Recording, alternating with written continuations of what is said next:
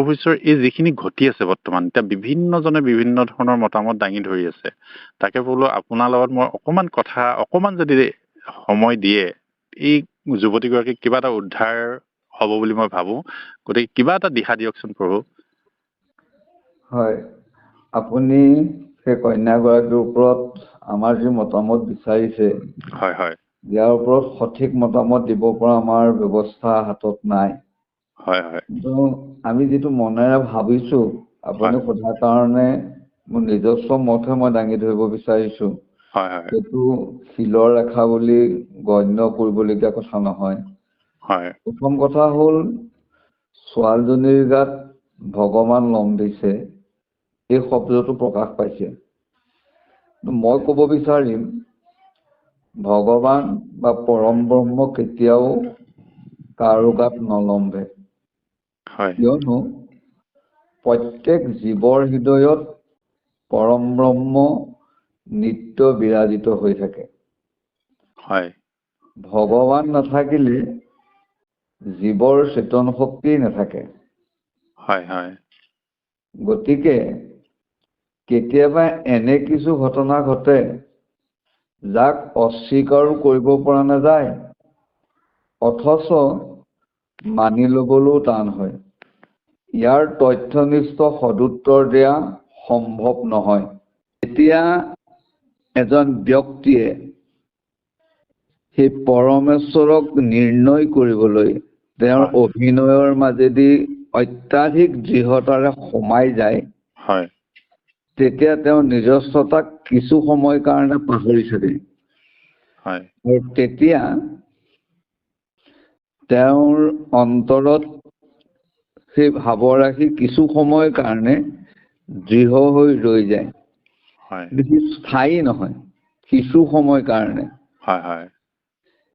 এয়া হৃদয়ৰ সূক্ষ্মাতি সূক্ষ্ম অনুভূতিৰ বিষয়বস্তু হয়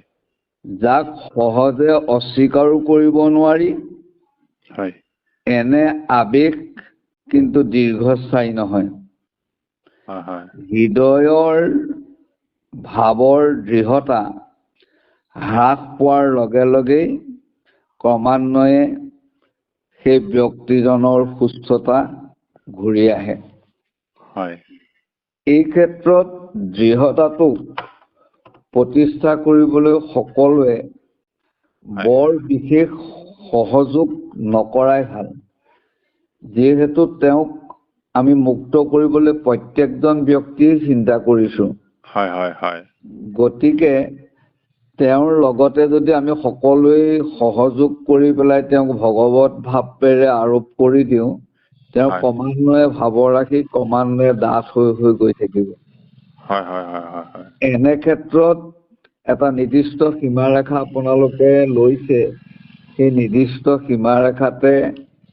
সেই ভাৱৰাশি ৰাখি কন্যাটিক কোনো ধৰ্মীয় অনুষ্ঠানলৈ বা কোনো সৎজ্ঞান দিব পৰা গুৰুৰ সান্নিধ্যলৈ লৈ আহি সেই ভাৱৰাশিৰ পৰা যদি মনটোক আঁতৰাব পৰা যায় যিটো ইংৰাজী ডাইভাৰ্ট কৰা বুলি কয় হয় তেতিয়াহ'লে ছোৱালীজনী পূৰ্ণ অৱস্থালৈ ঘূৰি আহিব বুলি আমাৰ বিশ্বাস হয় হয় হয় সকলোৱে যদি তাকে আৰোপ কৰি অনবৰতে কৈ থকা যায় হয় মানে